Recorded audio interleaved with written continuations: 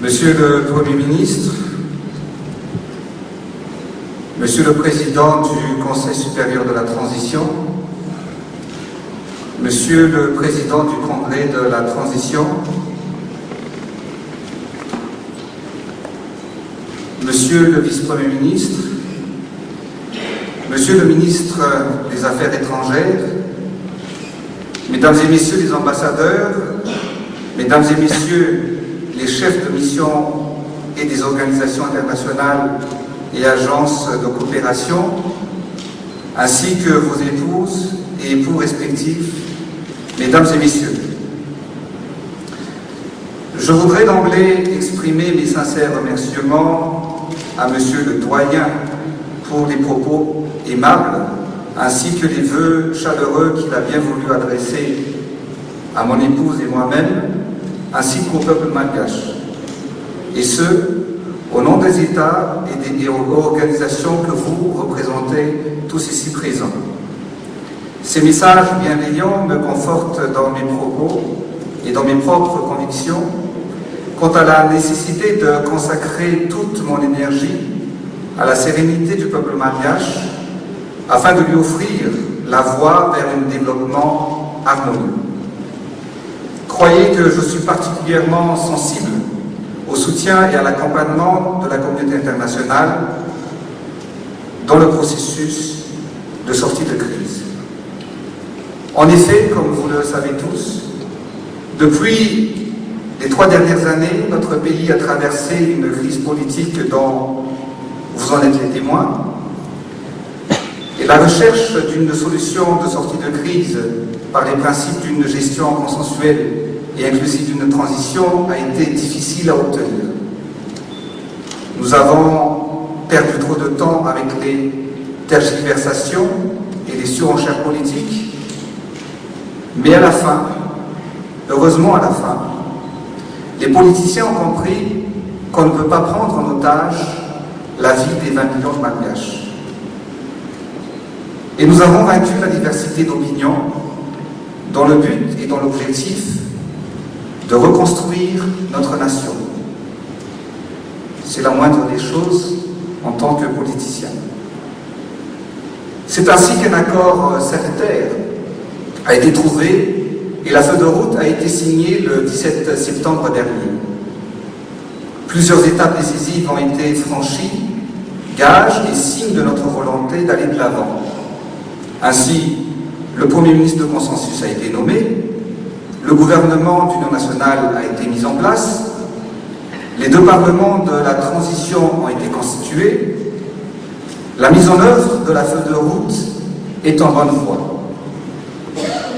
Et le retour de Madagascar dans le concert des nations a été constaté et matérialisé, entre autres, par la participation de Madagascar au 66e sommet des Nations Unies. Je tiens particulièrement à saluer et à rendre hommage à nos partenaires, et plus particulièrement la médiation, la Troïka de la SADC, ainsi qu'aux membres du groupe international de contact pour Madagascar, qui n'ont pas ménagé les efforts. Cette année 2012 va permettre la consolidation des acquis remarquables que nous avons obtenus durant les derniers semestres de l'année qui vient de s'achever. Nos désirs les plus chers et les vœux les plus ardents, surtout du peuple malgache, sont que cette année 2012 soit l'année de la fin de la crise, l'année de la fin des sanctions contre Madagascar, l'année de la fin de la suppression des aides et toute autre forme de financement, l'année des élections libres et transparentes, et surtout l'année de toutes les espérances. Nous devons espérer que la communauté internationale apportera son soutien et son appui pour la réalisation de ces vœux. Mesdames et Messieurs les membres du corps diplomatique, d'aucuns peuvent se poser la question de savoir où en est-on actuellement dans la mise en œuvre de la feuille de route. Sur le plan de la méthodologie, Le gouvernement a mis en place un comité chargé du suivi de la mise en œuvre de la feuille de route, dans la mesure où la principale mission du gouvernement est la tenue des élections libres, démocratiques et transparentes, dans les meilleurs délais possibles. Le gouvernement s'est attelé à l'élaboration du projet de loi relative à l'organisation et au fonctionnement de la nouvelle CENI. Le projet de loi tend à supprimer toutes les suspicions sur l'indépendance, la mentalité et l'impartialité de cet organe stratégique. Nous avons hautement apprécié les contributions que nous ont apportées les Nations Unies et l'Organisation internationale de la francophonie dans l'élaboration du projet qui est actuellement soumis à l'examen du Parlement. Une relecture du Code électoral est en chantier. Par ailleurs, d'autres mesures d'application de la feuille de route sont à l'étude, notamment les mesures d'apaisement par la mise en œuvre et la mise en place du Conseil de la réconciliation malgache et l'élaboration de la loi d'amnistie. Mais la gestion consensuelle et inclusive n'est pas sans difficulté. Et la cohabitation est un exercice parfois très compliqué. Mais comme nous le savons tous, une transition trop longue n'est pas souhaitable car elle nuit au pays. Mon engagement est la réussite de la transition et la mise en œuvre de la feuille de route pour que le peuple malgache reste confiant en son avenir. Cette année 2012 devra permettre le retour à la normalité constitutionnelle et nous n'avons pas le droit de décevoir le peuple malgache qui a fait preuve de patience et de courage exemplaire malgré toutes les restrictions économiques et sociales ainsi que l'absence d'aide internationale dont il a souffert durant ces 3 dernières années. Nous sommes conscients des problèmes et des difficultés vécues par le peuple malgache. Et comme on dit, si on ne s'aide pas, Dieu ne nous aidera pas. C'est ainsi que le pouvoir de la transition a toujours pris ses responsabilités pour alléger le peuple et pour alléger le quotidien du peuple pour éviter toute hausse du coût de la vie. C'est ainsi que nous avons importé directement du riz afin que le prix soit accessible à tous. Sur le plan macroéconomique, nous avons neutralisé en partie une inflation généralisée en maintenant la hausse du prix du carburant. Sur le plan social, nous avons mis en place le Tsenamour pour la distribution des produits de première nécessité en réduisant les intermédiaires commerciaux, ainsi que le Zuma Fanapi, qui consiste à distribuer gratuitement du riz aux couches les plus défavorisées. En ce qui concerne les projets liés à la santé, la construction de 9 hôpitaux aux normes internationales dans chaque chef-lieu de province seront achevés cette année. Et avant 2009, 241 centres de santé de base avaient été fermés, qui ont fermé leurs portes, et actuellement 185 ont été réouverts. Nos universités commencent à se moderniser et la construction des résidences des étudiants dans chacune des 6 provinces. Je tiens à préciser que les centres universitaires sont actuellement reliés entre elles par une interconnexion par fibre optique qui facilite également l'accès à Internet. Toujours dans le domaine de l'éducation, 700 salles de classe des écoles primaires ont été rénovées et construites. Et le plus grand complexe culturel de l'océan Indien est en cours de construction à Tsunzumbe, en Antananarivo.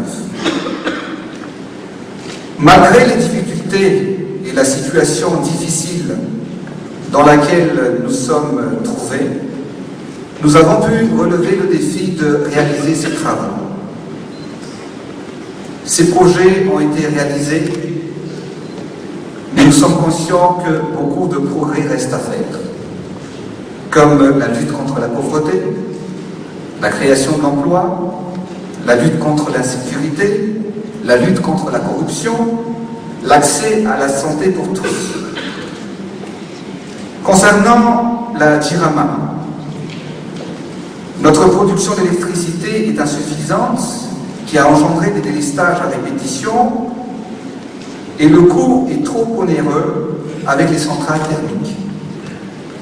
Une étude a été effectuée et nous allons procéder à l'installation des structures d'énergie renouvelable en mettant en place des centrales hydrauliques et des éoliennes qui permettront de produire de l'énergie à moindre coût. À titre indicatif, le prix de revient au kilowattheure de l'énergie par éolienne est de 10 cents ou 10 centimes de dollars contre 35 centimes de dollars avec le gasoil ou le central thermique. La production d'énergie en Espagne, comme vous le savez, est assurée à 40% par l'éolienne, ainsi qu'en Allemagne et au Portugal. Excellences, Mesdames et Messieurs, Madagascar est un État responsable. Et malgré la suppression et la suspension des aides internationaux, nous avons toujours honoré nos dettes extérieures s'élevant à 107 milliards d'ariars pour l'année 2011, dont 34 milliards en intérêts et 73 milliards en capital remboursé. Nous avons pu honorer nos dettes car la politique d'austérité était toujours appliquée avec rigueur pendant la période de la transition. Le nouveau budget de cette année 2012 est encore dans cette logique. Excellences, Mesdames et Messieurs, je tiens à remercier la communauté internationale d'avoir soutenu le peuple malgache à travers les programmes humanitaires. Nous sommes attentifs aux aides dont nous pourrons bénéficier dans l'accompagnement des jeunes, l'amélioration des conditions de la santé, de la femme, des enfants, dans la formation professionnelle et l'assistance technique dans les autres domaines sectoriels. Nous sommes plus que jamais déterminés à avancer et à construire un avenir meilleur pour Madagascar. Nous n'allons pas nous arrêter sur les difficultés de la route, mais nous regardons l'arc-en-ciel au bout du chemin. Nous ne pensons pas à la boue qui colle aux pieds, mais à la prochaine étape et aux fleurs magnifiques qui bordent le sentier. Nous ne pensons pas aux douleurs et aux ampoules, mais à la force que nous puisons dans l'épreuve. Une nouvelle ère nous attend. Ce renouveau de Madagascar, nous voulons la construire avec chacun des pays et des peuples que vous représentez. Mesdames et Messieurs, les membres du corps diplomatique, je ne saurais terminer mon intervention sans vous adresser mes meilleurs vœux de santé, de bonheur, de réussite et de succès à vos familles et à vos proches. Que le Dieu d'amour, d'espérance et de miséricorde nous apporte l'énergie nécessaire dans l'accomplissement de nos actions respectives. Je vous remercie de votre attention.